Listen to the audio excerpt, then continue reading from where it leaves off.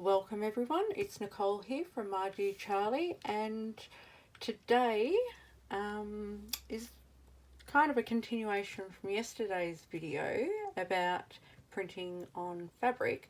Before I get into anything else, firstly I need to apologise because I made I said something I shouldn't have said about the freezer paper, and I had mentioned that you cut the sheet bigger so it's easier to peel off. Well, that's actually not correct.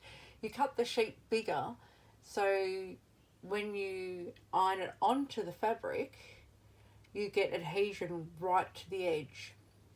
I don't know why I said it, but anyway, so you need the adhesion right to the edge of the fabric. Then you leave the freezer paper on, you cut to your desired size. That way you've got a good solid piece to put through the printer, of course with the freezer paper attached. It's not until after you've printed that you remove the freezer paper, and don't worry about it being hard to take off. It's not. You can just flick a corner and then you can just peel it off. Just one word of warning, if you're using a fine fabric, I print on a fair bit of muslin, when you peel it off, because it's the threads are so loose, it will grab some of them and it will fray some of the edges, so just be mindful of that. Don't go ripping it off too hard, otherwise you could lose a decent chunk of your design. So again, freezer paper stays on. It is only cut larger so you can then trim it down, and that ensures that your fabric is adhered right to the very edge. So today what I'm going to talk about is printing on your fabric and then putting a backing onto it if you so desire to do so. When I print on fabric, I print on standard quality. I find if you use high quality, it lays too much ink on the fabric. You can see that's a really good quality print on the fabric. You're not losing any colour. But what happens is the higher the quality, the more ink it lays down. It's going to take longer to dry, and it might not all dry. It might just kind of sit there, and that's going to put it at risk of smearing. So what I do is I just do on a standard quality.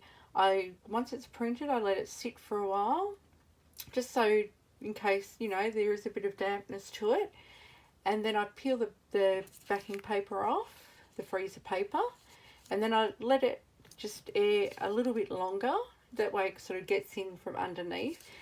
Then with design side up, I pop a piece of paper towel over it and I give it a hot iron. I don't really know if that helps. I don't really know if I'm just making it harder for myself and doing X amount of processes that I don't really need to do. But irregardless, I find that it works for me. The finish is beautiful, it's smooth, it's not smearing, it's not going anywhere. My printer uses a pigment ink, which I just absolutely love. I had a little cheaper printer before that used a dye-based ink. Again, you got a great quality. But I chose, when it was time to get a new printer, I chose the pigment ink because if you spill something on it, it's not going to run. So that was my thought process behind it. So now, like I said, this one's been backed. You don't need to back your fabric. You can just use it like any other fabric. You can glue it straight onto your projects, not a problem. But when I made my travel journal, because I did it on Craftex, which has a texture to it, and I thought, oh, you know, fabric glue at the best of times is quite thick and really hard to get that thin coating, especially when you're doing a large area. To get it all laid nice and smooth before it dries out is pretty hard. So what I do is I back it. So I guess it's now a book cloth. What I use is Heat and Bond, which is fantastic, and then I use rice paper. Rice paper has a smooth side and it has a textured side. So what I do, as opposed to using, I'll just use this for an example, as opposed to using freezer paper, you want to cut your heat and bond a bit smaller.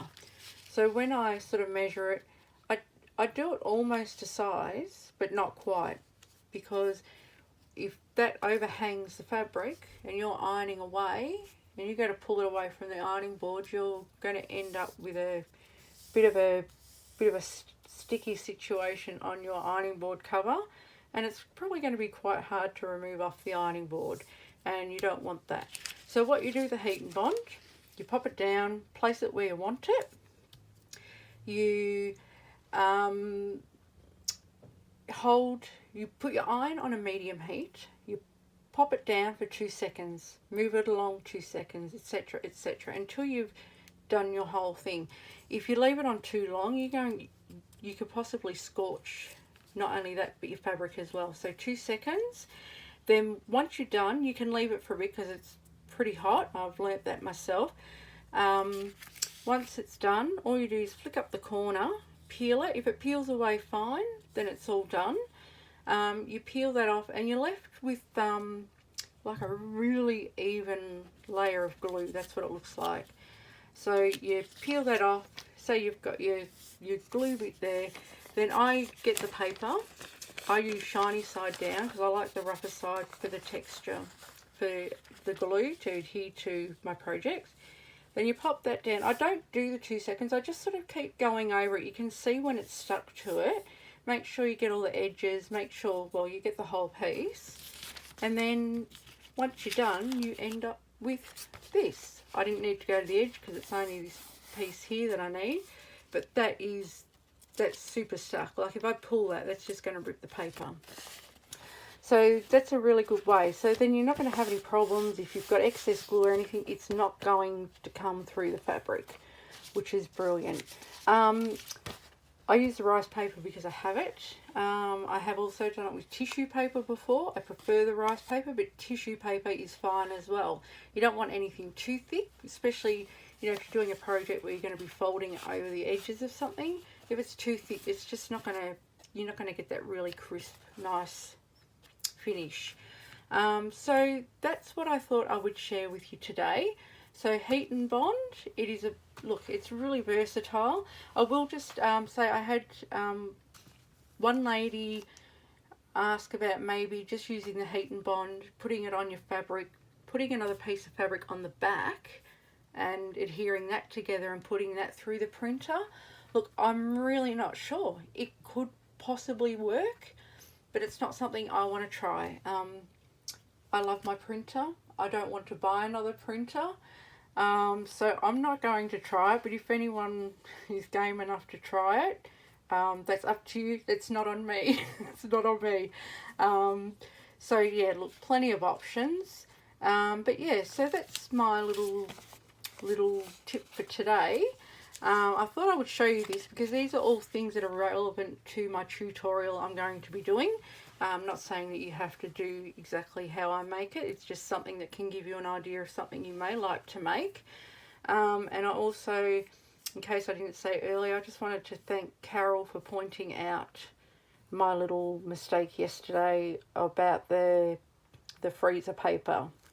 Because I can imagine that would be confusing for some people. It'd be like, oh, do I take it off before I print it? Like what do I do? So no, definitely bigger, iron it on, cut to size, leave it on, then print, and we're all done.